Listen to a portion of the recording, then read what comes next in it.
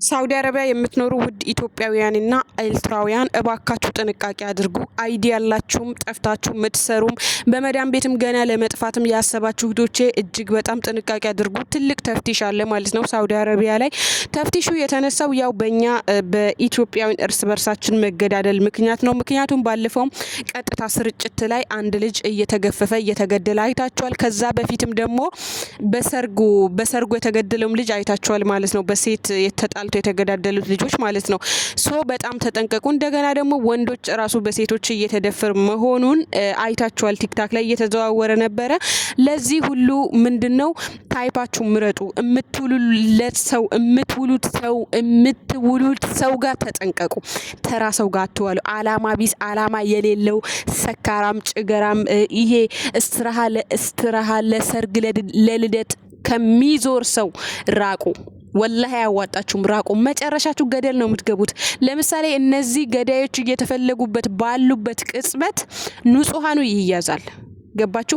አሁን ላይ ከቻላችሁ ሳውዲ አረቢያ ላይ ስራ እንደጠፋ ቃለው ጠፍታችሁ ለምትሰሩ ልጆች እንዲሁም አይዲ ላላችሁ ራሱ ስራ እንደጠፋ ሁላችንም እናውቃለን። ስለዚህ ምንድነው የምታደርጉ? በ1000 ይሁን በ1500 ይሁን ገጠርም ይሁን የትም ተሰትራችሁ ለጊዜው አንገታችሁን ደፍታችሁ መስራትን ምረጡ። ኦኬ። እናንተ ዛሬ ሰርግ ልደት ምናምን ስላደመቃችሁ ስለሄዳችሁ ምናምን የምታመጡት ነገር የለም። እኔ ስሜቱን አውቀዋለሁ። በነገራችሁ ላይ ሰርግ ልደት ሄዳችሁ እኔ ሰርግ ልደት ሄጄ ምናምን አላውቅም። ግን ኢቭን የሆነ ጊዜ በአመት አንዴ ወጥቼ ስገባ ራሱ ኪሴን ነው ማየው። የምሬን ነው። አዝናለሁ። ለምን አንድ በሙቀት ተቀቀልኩ። ደህና ያየሁት ነገር የለም። ደህና ያበላሁት ነገር የለም። ብትበሉት ክትፎና ጥብስ ምናምን ነው።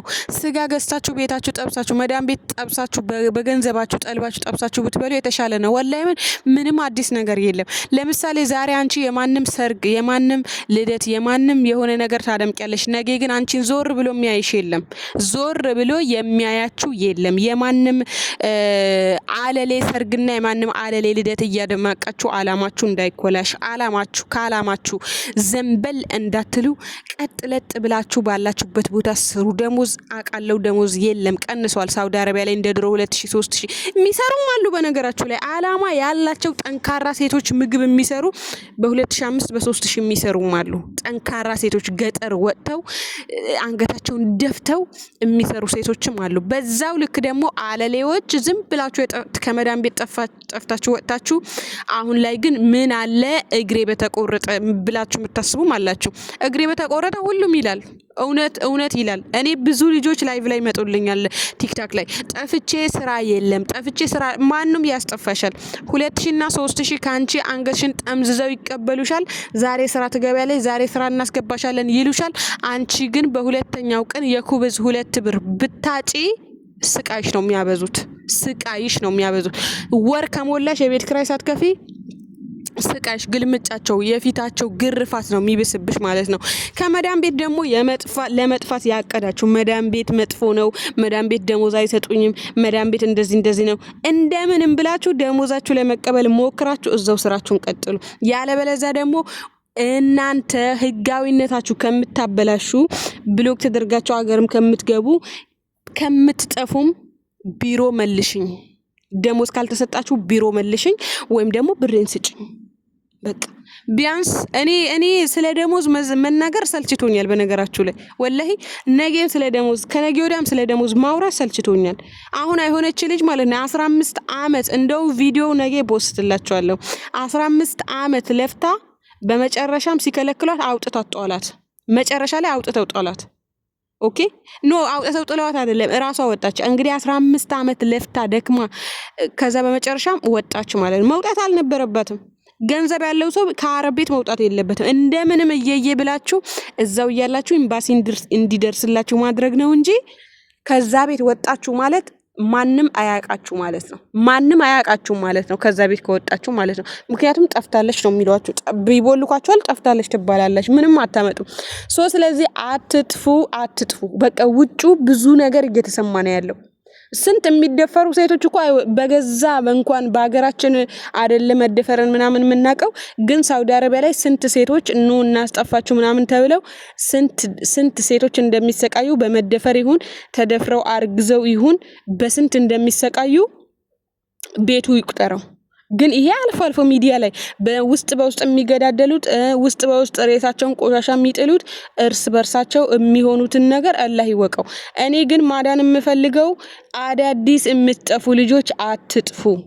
ይሄ ጠፍቼ ሰርቼ አላማዬን አሳካለው ሳይሆን ጠፍቼ ወጥቼ እጉላላለው ማለት ነው። በአሁኑ ሰዓት መጥፋት ድሮ ጠፍተው 10 ዓመት 15 ዓመት ጠፍተው ጠንክረው ሰርተው ቤታቸውን ሰርተው ሱቃቸውን አቁመው ገንዘባቸውን ሴፍ አድርገው የገቡ እህቶቻችን አሉ። ስቲል የተቀየሩም አሉ። ነገር ግን አሁን በአሁን አረቦች ተቀይረዋል። ድሮ እኮ ምንም ቋንቋ ማታቅ ሰራተኛ ጠፍታም ይሁን ምንም ይቀጥረው ያሰራሉ።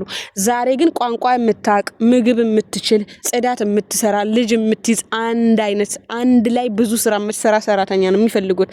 አዳዲስ የመጣችሁ ደግሞ እነዛን ነገር አትችሉትም። የመጣችሁት የጽዳት ቢሆንም መዳም ቤት ምግብ ጽዳት ስሩ። በቃ የቻላችሁትን እራሳችሁ ሳትጎዱ የቻላችሁትን ደሞዝ በየወሩ ስፔሻሊ ደሞዝ ስራ በዛብኝ ምናምን ሀቢብቲ መዳም ቤት እኮ ስራ ከበዛብሽም 12 ሰዓት መተኛት ትችያለሽ። ገባሽ? እዚህ ግን ጠፍታችሁ ወጣችሁ ግን አፋችሁ ብትካፈቱ እኔ አልሰራም ምናምን ብትሉ እኮ ውጪ ከቤቴ ነው የምትባይ። ኮንትራት ቤትስ የቻልሽውን ትሰራለሽ። 12 ሰዓትሽ በህጉ መሰረት ገብተሽ ክላስ ትተኛለሽ። በህጉ መሰረት ጠዋት ሰዓት 7 ትነስሻለሽ። ጠፍታሽ ስትሰሪ እኮ እንደፈለጉ ነው የሚያረጉሽ። አይ እንደፈለጋችሁ አታረጉኝም ካላችሁ ደግሞ ትወጣላችሁ ማለት ነው ከዛ ቤት። ምክንያቱም መብት የላችሁ። ኮንትራት ሲያመጣችሁ በህጉ መሰረት ህጉን አክብረው ነው። እናንተ ናችሁ ህጉን እንዳያከብሩ የምታደርጓቸው። አንዳንድ እህቶች አሁን ማታ መተኛው 3 ሰዓት 4 ሰዓት ነው ትሉኛላችሁ። ጠዋት በፈለጉ ሰዓት ነው የሚቀሰቅሱኝ ትሉኛላችሁ። ነገር ግን እናንተ ህጉን አበላሽታችሁት ነው። እናንተ ናችሁ ህጉን ያበላሻችሁት። እነሱ ሳያውቁት ቀርተው አይደለም። እነሱ ጠንቅቀው ስለ ህጉ፣ ምክንያቱም ወረቀት ላይ ተጽፈዋል እያንዳንዱ ህጉ የሚፈልገውን ነገር ማለት ነው። ግን እናንተ ስትመጡ እንደፈለጉ እንደ ኳስ ሲጫወቱባችሁ ዝም ስለምትሏቸው ይለምዱታል፣ ህጉን ይረሱታል። ይሄም ኮንትራት ቤት የተሻለ ነው ብዬ ምክንያቱም ስራ ፈተሽ 1 ወር ስራ ፈተሽ ኢጃዛ ቤት አትቀመጪም። 1 ወር ስራ ግን ጠፍቶም የሚሰራ ሰው አብዛኛው ሰው አመት ለአመት ለምሳሌ እኔ ራስሽን ለማከበድ ነው እንዲህ ምናምን ጠፍቼ ሲሰራ በፊት አመት ለአመት ነው የምሰራው። አመት ለአመት ኮንትራት ነች እስከምባል ድረስ ሰዎቹ እስኪሰለቹኝ ድረስ ነው። ለምንድን ነው ሰለቹኝም አልሰለቹኝም አያገባኝም። እኔ ራሴ ምርጫዬ ነው። ጠፍቼ ነው የምሰራው። ገባችሁ አይደል? ምንም ይበሉ መድረሻ መውጫ መግቢያም የላትም ይበሉ ምን አገባኝ። እኔ ደሞዜ በየወሩ እየተቀበልኩ እየሰራው ነው። አመት በአመትም በዛው ልክ የሚሰሩ ብዙ እህቶች አሉ ኢጃዛ የማያውቁ ኢቭን ኢጃዛ ቤት ስልክ ቁጥር የማያውቁ እንዴ ኢጃዛ ቤት የምታውቁ ሰዎች ምናምን የሚሉ አሉ። ታምናላችሁ? እነዛ አላማቸውን በስነ ስርዓት እያሳኩ ነው። አሁንም ቢሆን ኮንትራት ቤት